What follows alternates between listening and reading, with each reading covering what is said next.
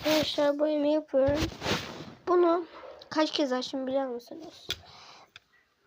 1 2 3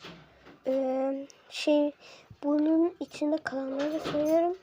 4 5 6 3 tane kaldı. 7. de açtım sonunda.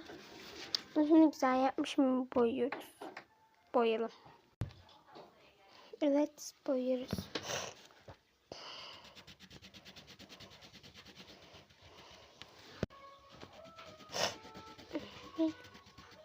Evet. Sonra ben bu ağacı boyayıp geleyim. Arkadaşlar bu arada yeşillikler çok fazla olduğu için önce yeşillikleri boyayacağım. Buradaki benim burası ve burası niye çıkıyor? Burası zaten vardı. Burayı sindirimden açtım. Böyle açılmıyordu. Belki kullanışlı diye. Ben sindirimden açtım burayı. Neyse. Evet arkadaşlar bütün yeşillikleri boyamayı düşünüyorum. Tıkma burası kalmış. Ne tık boyayalım. Tamam boyadım. Yeşillikler bitti. Artık ben yeşilden kesinlikle başlamak.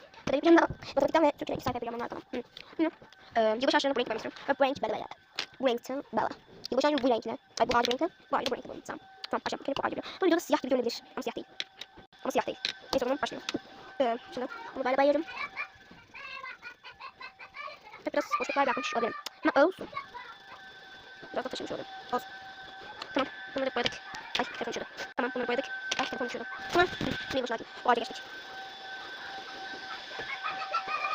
Ben bunu boyayıp geliyorum. Arkadaşlar ben bu ağacı boyayıp geliyorum. Evet arkadaşlar bu ağacı boyadım. Şimdi en son kısmı bırakacağım.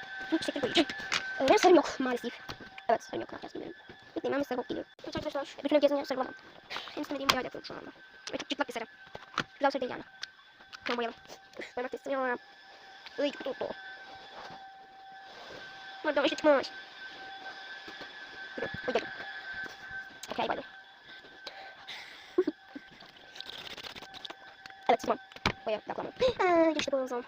O da çok cıplak bir şeye benziyor ya. Neyse bunu boyadım. Oh. Peki ben boyamak istiyorum. Durma boyayım. Ay. Evet, şunu boyadım. Şimdi şekil boyuyoruz. Şimdi şekil boyuyoruz. Birincisini lila boyadım. İkincisini de pembe boyayacağım. Çok değil. Pembe boyayacağım. Bu çok değil. Aslında çok. Şimdi boyayacağım. Ay göremedim pembe. Yanlış basını boyadım. Lan ne yapıyorum? Şunu da boyayayım. Şunu da boyayayım. Evet. Ama ben boyayayım ağzım. Buradan bir şey gidiyor. Biraz sürekli ağlıyor. Çok nereden? Ama beni kaldı çalıyor. Şunu bastırma da boyayacağım. Tamam. Bunu da turuncu yapacağım. Baba sürekli kısmına çok kalıyorum. Bu da açık değil.